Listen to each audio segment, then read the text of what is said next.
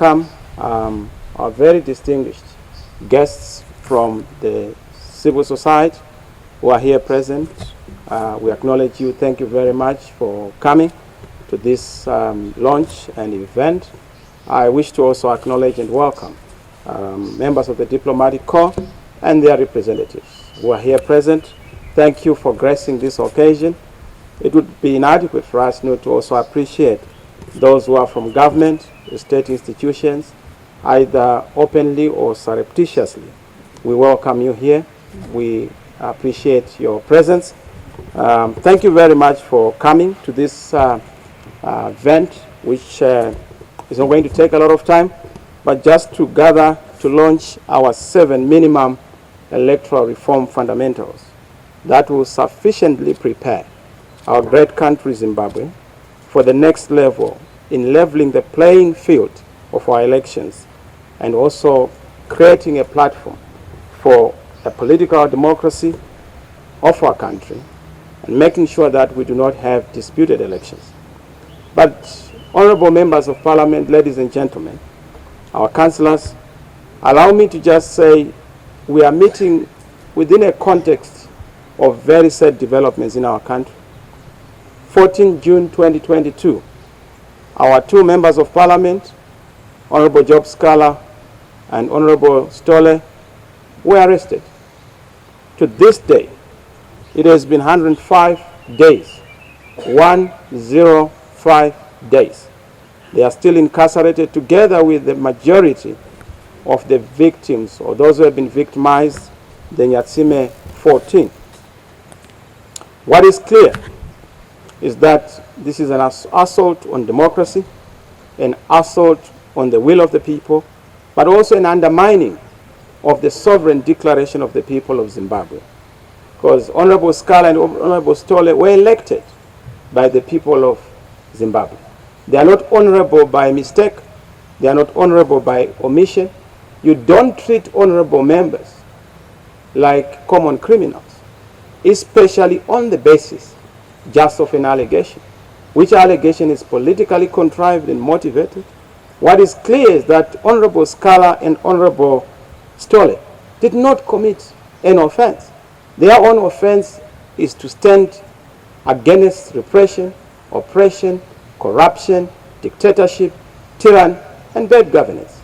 And that surely can be an offense because they were voted on the basis of that platform by the citizens of Zimbabwe. So that is a very sad day. It continues to be a sad moment. We, as the citizens movement, are taking this issue seriously. We have left no stone unturned. We know what our opponents are expecting us to do. We don't normally accept invitations from those who do not like us. Neither do we accept advice from those who stand at the opposite of the moral and political spectrum. But we've done everything to make sure that within the confines of legality, constitutionality, and also peace, we are able to secure their release. I will not go into details of what we are doing within the country and across within the region and of course on the continent to reach out to the highest offices, including the United Nations, to make sure that the issue of this pre-trial incarceration is dealt with. We are very serious. We know as the next government we will face many challenges, trials, and tribulations. Our people are going to be persecuted. Supporters are going to be subjected to harassment. A lot of traps are going to be set, booby traps in our way. We will resist and overcome all of them.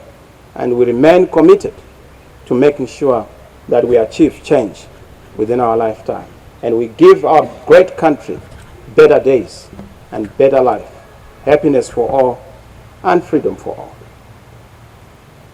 Ladies and gentlemen, with that background, let me emphasize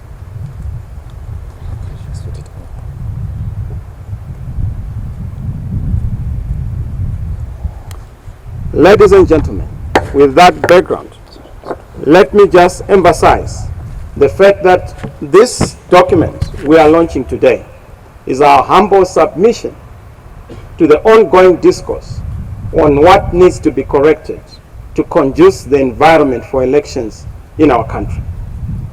The liberation struggle, which is our struggle, was a collective quest to create a nation that is founded upon the people's sovereignty and the time-tested principle of one man, one vote. Our forebears, forefathers, foremothers sacrificed life and limb to birth this wonderful and great nation, where the right of every citizen to vote and self-determine is guaranteed, assured, and secure. The right to vote is a fundamental principle, and so fundamental and so precious that without which the people cannot truly be free and independent. I was in Zumba Maramba Pfungwe just a couple of weeks ago. The stories, gory stories I got, the narrations of citizens in Uzumba, you would not imagine that we are in a free Zimbabwe. They have not known independence. They have not tasted independence. They have not known the meaning of the right to choose, because choices are made on their behalf. And the right to choose attracts death or vandalism or destruction of property. That tells you that we have destroyed the very foundation of the liberation struggle, its ideals and principles. And that is the platform we stand on. As I stand together with other change champions within the change champion movement, we are pushing for the restoration of that special social contract, that new consensus between the citizens and those who govern them. And I must say, those who govern them, not those who rule them. Some would love to say that they are rulers, but that is what is fundamentally wrong about our politics. We have people who are chosen to lead, but they end up ruling.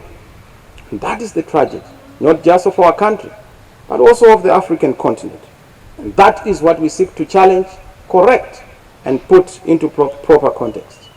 And I can tell you that we are no Mickey Mouse in fighting for this alternative and ideal. We rest and stand on the shoulders of Kwame Nkrumah. We stand on the shoulders of Nelson Mandela Rolihlahla.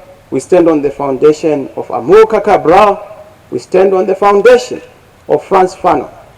We stand on the foundation of great men and women who have fought to liberate this country, to liberate our continent and nations, to make sure that the right to vote is respected, because it is the sole source of authority for any individual to govern in a modern democratic society. Voting is such an instrumental and important element that citizens have to utilize and invoke to self-govern, self-correct. There is evidence that everything has gone wrong in Zimbabwe except ourselves. You can look at the number of people who are in the diaspora, over 5 million. That tells you that something is wrong in Zimbabwe. You look at the number of people who die every day on account of diseases that we can actually deal with. That tells you that something is fundamentally wrong. The blackouts, the power blackouts that we are experiencing every day, something that is normal to have a shortage of everything. A shortage of love, a shortage of leadership, a shortage of water, a shortage of power, and more importantly, a shortage of government. That is not normal. We need to correct all those challenges that we are facing. But the fundamental source within which we have to correct that is the right to vote, which is the lifeblood of any democratic, progressive, and prosperous nation. And that right is enshrined through a peaceful, free, credible election that is held through a process of simple, accurate, and verifiable, transparent election. But you would realize that since 1980, credible and undisputed elections have been a pipe dream in Zimbabwe. People have not been able to choose their own leaders. There was a fight between President Mugabe and President Joshua Nkomo. Joshua Nkomo left without this fight being resolved. There was a fight between Robert Mugabe and Edgar Tekere. Tekere left without this fight being resolved. There was a fight between Kempton Makamure and Robert Mugabe. Kempton left. This fight was not resolved. There was a fight between my own predecessor, Dr. Richard Morgan Tsvangirai. Both Mugabe and Dr. Richard Morgan Tsvangirai have left us. We still have that outstanding challenge of disputed elections. This is what we need to correct. This is what we need to remedy. Indeed, the history of disputed elections is common story within the region, on the continent.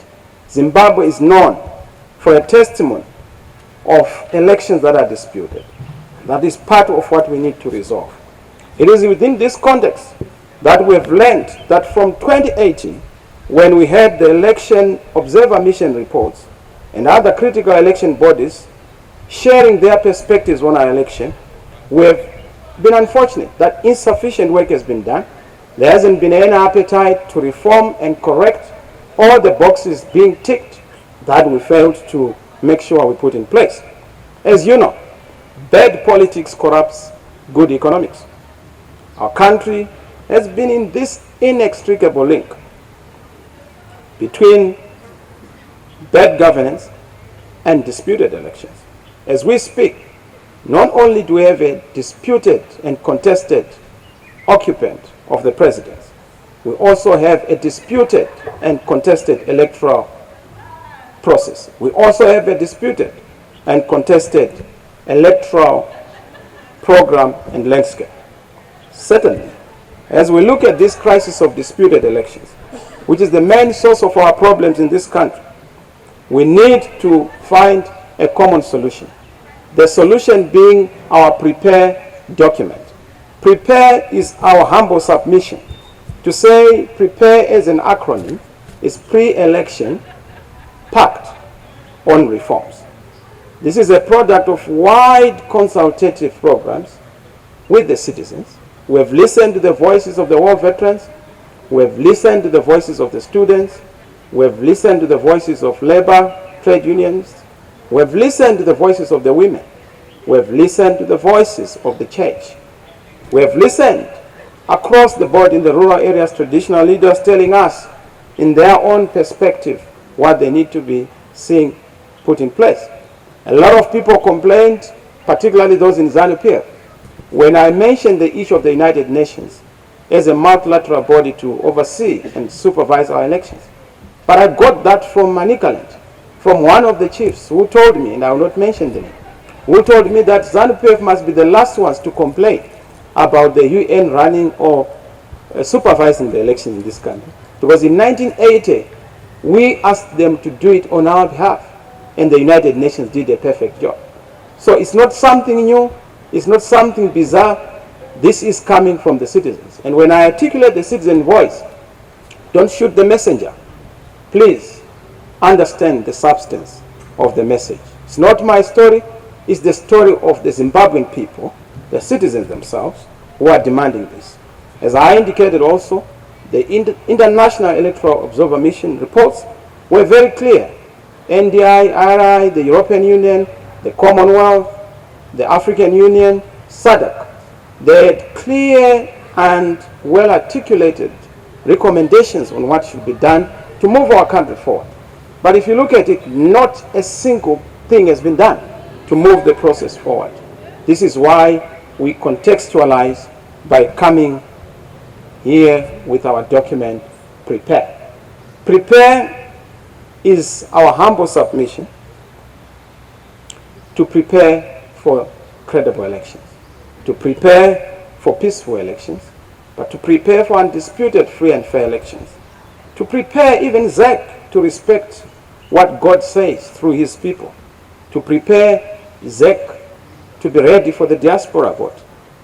We are waiting to see ZEC Canada, ZEC Australia, ZEC US, ZEC South Africa, ZEC Botswana, like we saw in Angola for the first time, like we saw in Kenya like we are seeing in the rest of the region.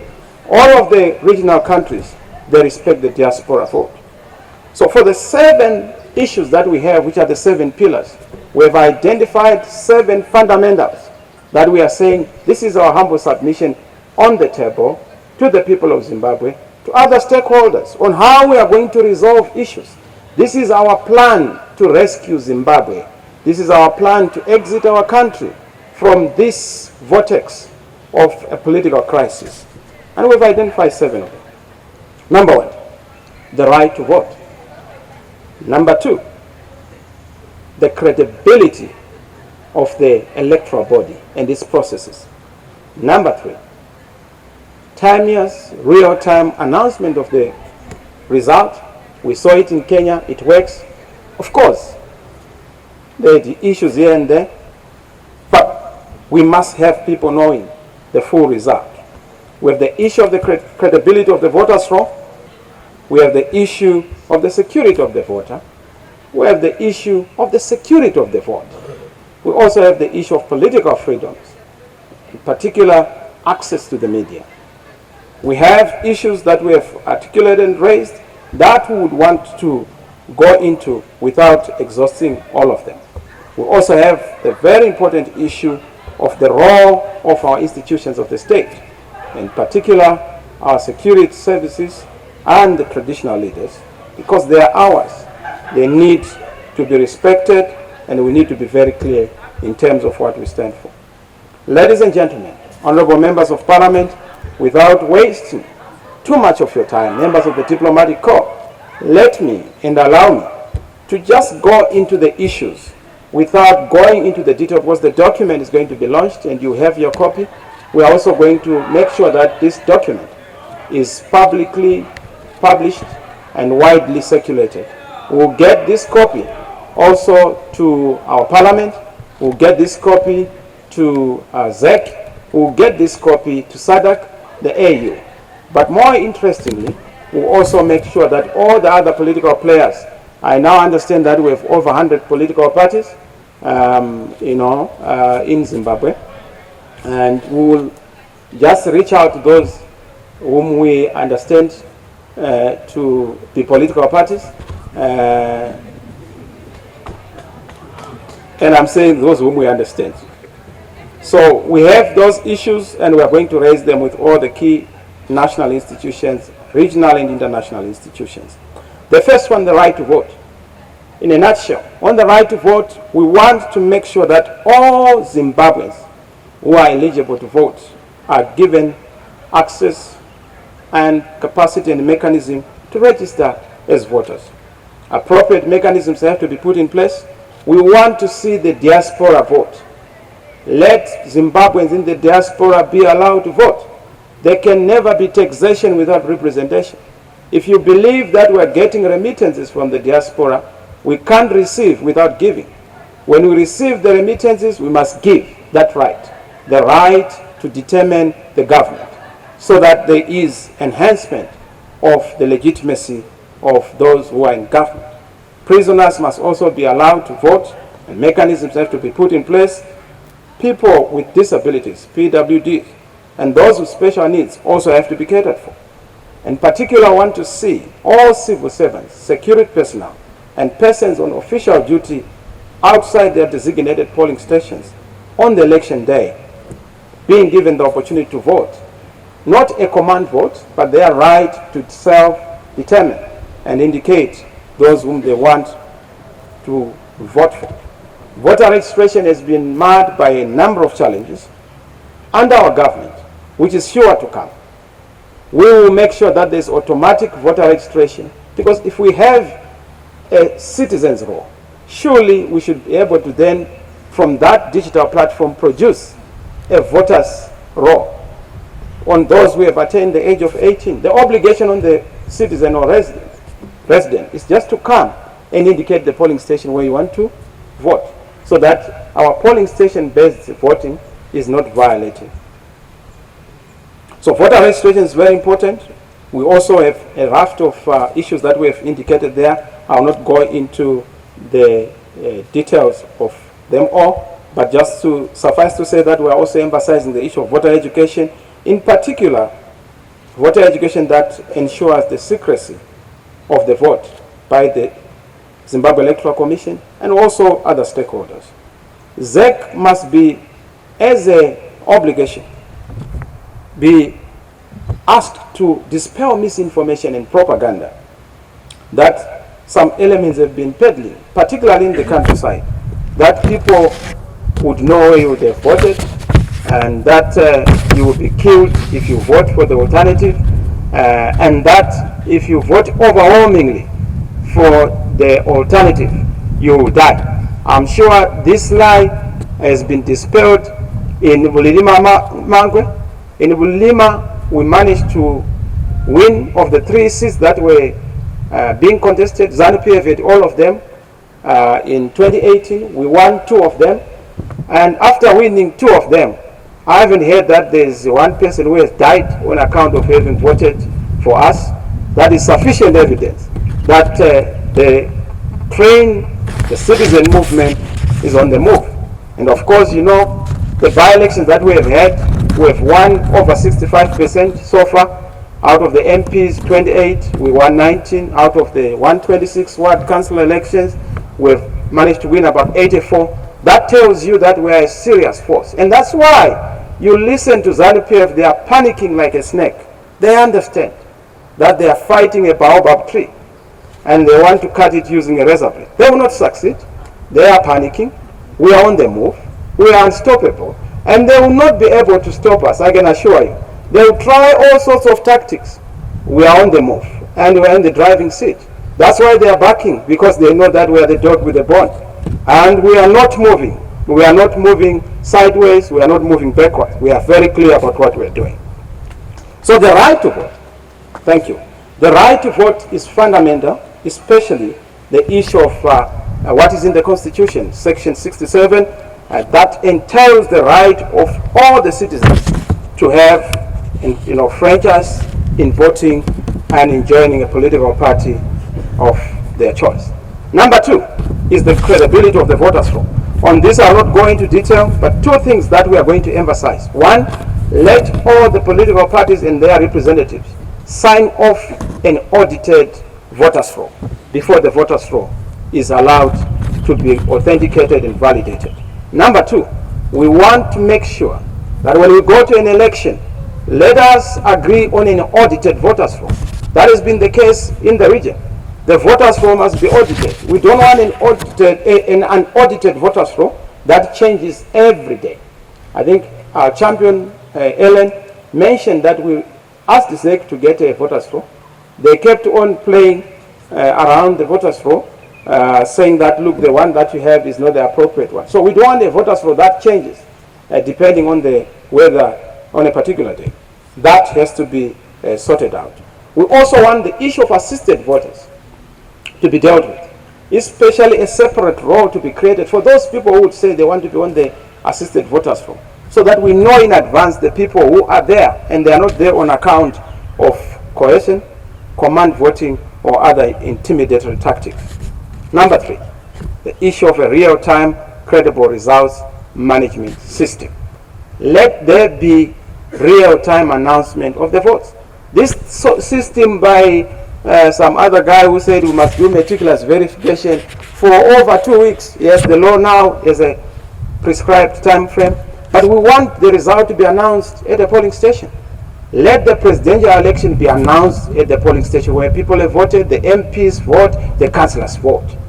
And once the result has been announced there, it is the valid vote. That is not announcing the whole result. V11 forms must also be collected, posted on a public portal, accessible to members of the media and to us as political parties.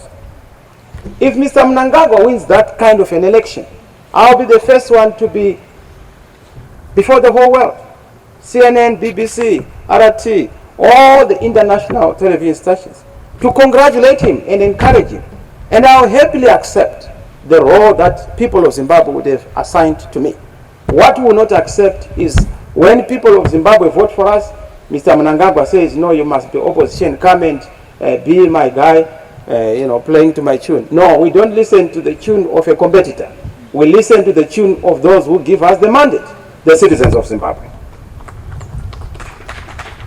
And that is why we have said no to Pollard.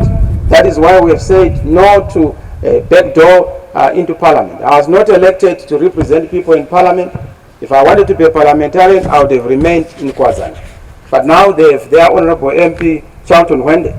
I was voted for to be a presidential occupant, and I'm ready. I hear a lot of people saying, oh no, they have no plan. Have you ever seen people who have no plan, whose life is so threatened the way we are? They've tried every trick in the book. Guns, they've tried accidents, they've tried poison, they're trying everything. Women, they try almost everything. And I can see some of you are already salivating. Don't fall for it. So the issue of a credible result management system is such an important one.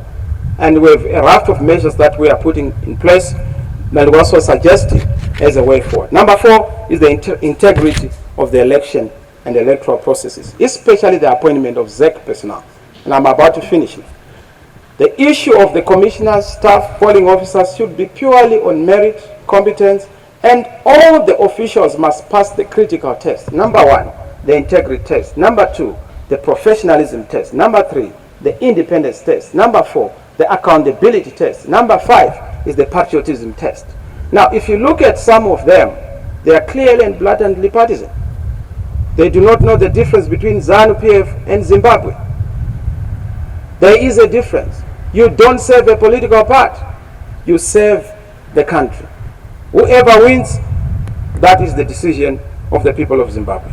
So yes, all these objections were put in place around the issue of ZEC processes is something that we want to be fixed and corrected, especially the issue of election logistics, the polling station distribution, the voters' roll registration, issues of the voters' roll and delimitation. ZEC must have a periodic and time-bound stakeholder engagement so that they do not do certain things nicodemously and behind closed doors, like just introducing a new fee structure for candidates. Who did you consult? It takes two to tango. Don't tango alone. We are the candidates. We are the players. If you are a referee, you don't occupy the pitch and stadium by yourself. Ask us, the players, so that the game is complete. So ZEC is a big issue. We continue to raise these issues, particularly around the issue of the polling material procurement, the design of the ballot paper, the quality of the ballot paper, the ballot papers that are going to be printed. In other countries, they actually agree on the printer of the ballot papers. We want that to be the case here. And a lot of people will be saying, oh no, ZANU-PF will not agree. This is not a ZANU-PF affair, it's a national affair. And ZANU-PF is just a tiny component of the whole complex called Zimbabwe. So yes, they have to be part of the process, but they are not going to be the alpha and omega, the beginning and the end of what's good and correct for Zimbabwe. Zimbabwe belongs to Zimbabweans, and we fought for the liberation of our country, and those ideals have to be defended. And if need be, we need to even lay our lives for this fundamental ideal. The issue of the limitation, we have a raft of reforms. But number 5 is political freedoms and media access. You know, the state media is supposed to be a public broadcaster, ZTV, radio, but they are being treated like a private station for ZANU-PF. Every day you see ZANU-PF officials, they even convene their meetings via the public media. Abuse of state institutions. We need to correct this. It's important for the media to be available. And I've said, let's have a regulated presidential debate. You can't allow people to go to an election where they have not subjected to scrutiny a presidential candidate. I saw in Kenya, there was a presidential debate, and Baba decided to participate in absentia, but there has to be a mandatory way of saying, let the candidates come and face the citizens and be asked and provide solutions. Our rallies have been banned, a number of them. In the rural areas, roadblocks, commonplace, particularly in the rural areas. We've had challenges, our people being intimidated. Chiefs have given us reports that they have been threatened. Mr. Mohad has been doing the rounds across the whole country, asking chiefs to support them, and those are issues we have to deal with, particularly weaponizing the law, weaponizing traditional institutions, and weaponizing state institutions. This is an issue that has to be dealt with, and we are saying access to the media is a very important one, particularly the public media. It is in terms of the laws of our country, but they have been violated. The security of the vote. There must be a fair, impartial, and expeditious adjudication of all election petitions. There's one election petition by President Tsvangirai which has not been heard. I think it's a 2002 one. That tells you what's wrong and what's fundamentally inappropriate in the context of how our petitions are supposed to be dealt with. Of course, the issue of power transfer is very important. We must not have murky arrangements. There must be a trajectory and a signposted program on respecting the will of the people, the irreversibility of the will of the people. The security of the vote is an important and very crucial element. And of course, it's an issue that we are putting there. We will see the details, the role of the state institutions, in particular our security sector, our police services, defense forces, or services, traditional leaders. I'm not going to go into detail, but the issue of command voting, command-assisted voting by traditional leaders, coercive and marshalling of voters, is an apartheid practice. It is a Rhodesian tendency that has been adopted lock, stock, and barrel by ZANU-PF and must be dropped, must be stopped. We are already working on mechanisms as a citizen movement of making sure that people are freely able to express themselves and they are able to vote in peace and they are able to express themselves. The judiciary is also important. We do not want our judiciary to be under the manacles and shackles of a particular political party, because they are not an extension of a party, they are an extension of us as citizens, having derived their mandate from us, the citizens. The issue of election supervision and monitoring is also very important. We want the UN to supervise the elections, SADC to play a very important role, and observer accreditation process to be the preserve of ZEC with minimum influence from the state. ZEC must be truly independent. They must not have their fund coming from the Ministry of Finance or a ministry. They must have a separate fund that is guaranteed by Parliament, so that they have accountability to Parliament, auditability to Parliament. As it is, their vote comes under Ministry of Justice. That is problematic, and that undermines the independence. Because he who pays the piper calls the tune, and we want to make sure that we liberate this independent institution from the one who is paying, so that they are paid by the citizens. Last but not least is the security of the voter. Fundamental rights, freedoms, and security after voting must be guaranteed. This whole primitive thing, do you know, in Zimbabwe we are worse off than baboons and monkeys. The way we fight over politics, you would never see that kind of a fight when you go to the bush. Donkeys don't even fight that way. So primitive, using carries, spears, stones, that's so primitive. Just over politics. We must change the political culture and say certain things, violence, threats, intimidation on political opponents, roadblocks that are illegal must go. Candidates must not embark on flagrant and open vote buying. We've seen our colleagues in ZANU-PF. They love displaying their loot during elections. And I've advised people in the countryside that, look, when they come to you, take back it's your money that is now finding its way back into your pockets. But we cannot have vote buying as a practice. We need to make sure that we allow freedom of all people and their security after voting. In conclusion, I must say that this 7-point prepare electoral reform fundamentals is a critical and fundamental building block to the election integrity and credibility. I will be engaging the various leaders within the region so that they understand where we are coming from. I've already said this whole debate about sanctions in Zimbabwe have to go. Sanctions have to go, and this is our offer. I've already developed a paper together with our colleagues on how to get Zimbabwe out of the sanctions.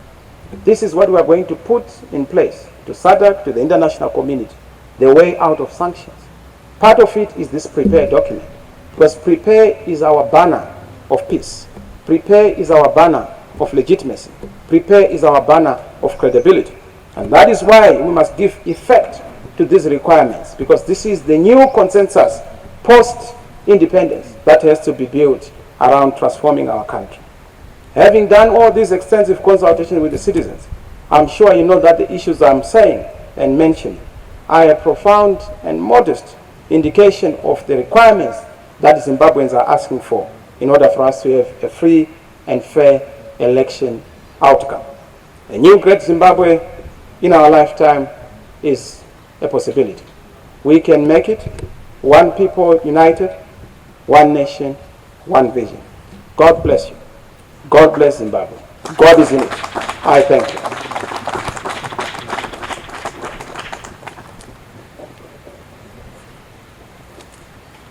Any questions? Thank you very much, President. In this main, it's clear that there's a connector between the past, the present, and the future. And he's only asking all of us as Zimbabweans to dream and dream with him as we unlock and bring a democratic breakthrough. The change champion-in-chief is going to take a few questions, if there are any questions before we go to the launch. Thank you very much. Any questions not from the members of parliament? Because I know that will then be echoed here. I see as part of your practice you like heckling. And councillors also, I see you followed suit in your chambers. So yes, from members of the press, if you have any questions around the prepared document before we officially launch it. And I would ask members to be availed with the copies so that we then have the ceremony to officially launch and declare this document. We'll get this document to every country, to every embassy, and to all people who care to listen to our take. I see our colleagues from Japan, I see our colleagues from the US, the European Union, and different countries, the African diplomats and their representatives here present, who will get these copies onto you, and so that you also understand what our position is. Over to you, members of the press. S. Rutendo. Thank you so much. I just wanted to understand, given the few months that are left for the 2023 elections, do you see this being possible, the reforms that you are articulating? Having felt this in the past, since the last elections, and with just a few months, is this a possibility or it's a pie in the sky? Well, is it a possibility or a pie in the sky? It's a possibility. It's an overnight job. It's a political will job. You know what we did during the inclusive government, the global political agreement, where there's will, there's a way. We still have a long time before the elections. Just one night, 1 week, we'll be able to deal with all the issues that are supposed to be dealt with. By the way, the process of having reforms has already begun in different quarters. I know that in Poland they were discussing their own other processes. I know that within government they've also done their own proposal. And we have put our humble submission. This is not only the prepared document, we've also done an electoral draft bill that would want to be considered whenever we are able to then debate and find a common way forward. So yes, it's very possible. It's not a pie in the sky. It's a pie in the pocket, and it's a pie that should be in the mouth. And we are making sure that we do what has to be done by all of us to achieve these electoral reforms. If we don't achieve them, we will have a vicious cycle of disputed elections and toxicity, and of course back to instability, contested state. That cannot be the story of our country. We need to move to the next level and build our country together and stop this acrimony and start harmony. Stop this division and start this amplification of our common oneness as a people. So yes, Rutendo, it's not a pie in the sky. It's achievable. It's doable. All that is required is political will. And we want all the political players and all the other players, civil society, to have a clarion call and agree on the way forward. Yes, my brother? Should everything fail through the documents and also the document, what will be the next step for you? Are we going to see the party boycotting elections? Well, I must say that we are not budgeting for failure. We have never done so. We are not known for failing. We are very clear about what we want to achieve. Zimbabweans know what they want. We won the liberation struggle by way of courage, boldness, and sacrifice of the people of Zimbabwe. We have built our country to where we are on account of our capacities, and we will continue to build in that regard. But what I can tell you is that this whole thing of boycotting an election, you boycott a national process. When your maize field has been invaded by baboons, do you boycott your maize field? And you throw your hands in the air and say, the baboons have taken over. No, we must go back and reclaim the maize field from the baboons. So this whole thing of suggesting that we must leave baboons to take over, no, we are the people of Zimbabwe. We want to make sure that the situation is corrected, the conditions are conducive for a free and fair election. So yes, we leave no stone unturned and no turn unstopped to make sure that elections in Zimbabwe are indeed free and fair. Thank you very much. Yes. I've got two questions, so I'll ask the first, then ask the second one after the first response. Mine has to do with the integrity of the electoral process. Indeed. Currently, the Zimbabwe Electoral Commission is remapping constituent boundaries using the current or whichever voters were they are using. And they are saying that it has, for you to have an election next year, they have to finish the process by December, and that the constituencies are then gazetted, which will be used in the election in next year. I hope you understand that. Indeed. Very. Now my question is, with the amount of time, how are you going to ensure that that process, there is integrity in the process which is already or which is currently underway as we speak? We are already a player. We are already engaging ZEC. By the way, we have been participating in by-elections and winning them under unfair conditions. And the fact that we accept the outcome does not mean that we accept the conditions and the process. We have contested even in victory.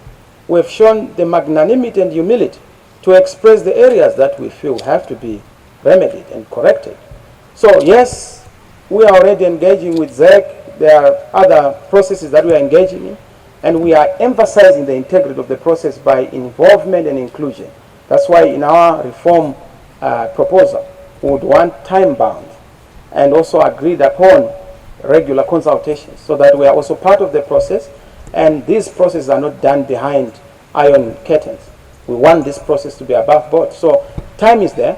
We still have time. Of course, time is running out, but we can still do it. As I said, and this is what I think Rutendo mentioned, where there's will, there's a way. And that way is this prepare way that we're putting on the table. Okay. My second question has to do with whether it's the ministry or it's the person. The Zimbabwe Electoral Commission falls under the Ministry of Justice. The judiciary, as you indicated, also falls under the same ministry.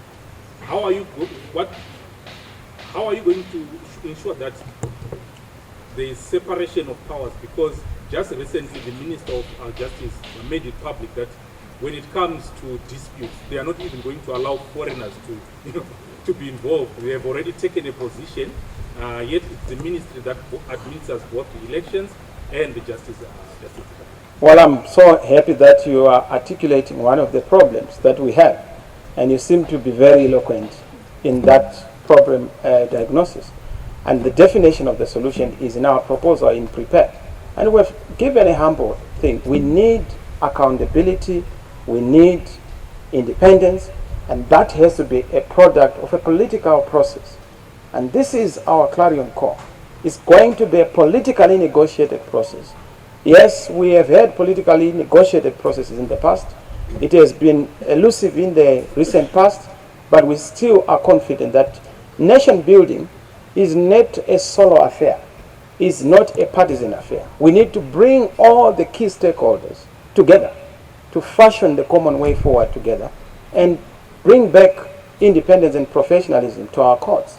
Chambers of justice must be decontaminated and be pure in dispensing justice to all the citizens, to inspire confidence amongst the citizens, because their authority is actually derived authority from us, the citizens.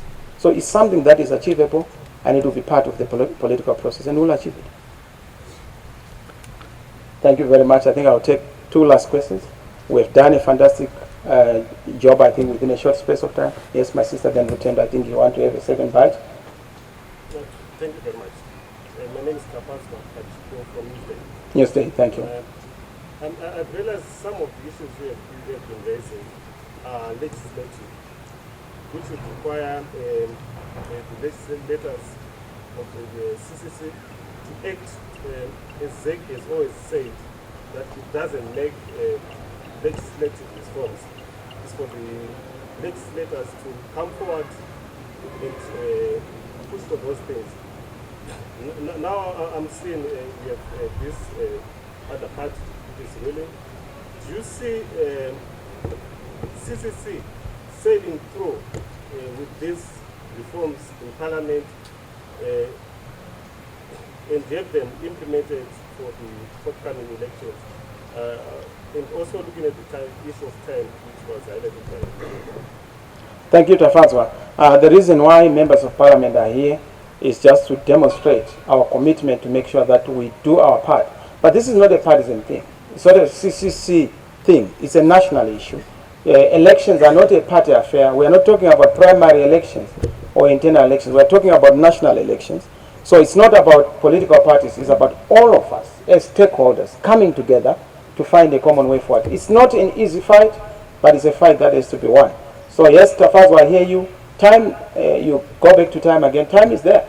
We'll achieve that. Legislators have to do what has to be done, but it has to be instigated and initiated and triggered at a political level. And the politics is what I'm now putting on the table to say this is what is needed. So yes, we are putting all mechanisms to reach out to the President of ZANU-PF, President Mnangagwa, and all those who matter in this issue, because it's not a partisan issue. It's a national issue. It is about the liberation struggle and where we come from as a people. We need to go back to our founding values, our ethos, our founding principles of one man, one vote. But that's only possible when we come together as a people and as a nation. So it's achievable. It's doable. Rutendo? The issue of transfer of power has been the major bone of contention. I think if you think of the year 2008, it was the issue of transfer of power. And I realized that it's among the demand for the electoral reform. How, as a party, do you want this to be done? What should be there, to ensure that Zimbabweans, are moved from this power to the next power that is in the world? Well, I hear you when you say transfer of power. In the opposition, we've won the elections, but have not transferred power. What is needed is for us to win both the elections and the power, having been given the mandate by the people. Power is transacted in the ballot. Power is transacted in a vote. A vote is a power transfer platform. It is a regime change instrument as it is a regime retention instrument. But I hear colleagues in ZANU-PF freak at the regime change, when in fact the whole purpose of elections is to either retain a regime or change it. And people of Zimbabwe have always changed the regime. But colleagues in ZANU-PF then refuse to come out and say, we don't come out. But this time it's not going to be the same. That's part of the conversation we want to have and we are putting on the table. But if they refuse, we have mechanisms to make sure that when they have been taken off the seat of government, they must comply. Go and do what has to be done. Sit where we are sitting, and then we sit where they are sitting. We take over, we run government, we show them what they've not done well, and we also amplify the good things that they've done to deserve our integrity among the family of nations.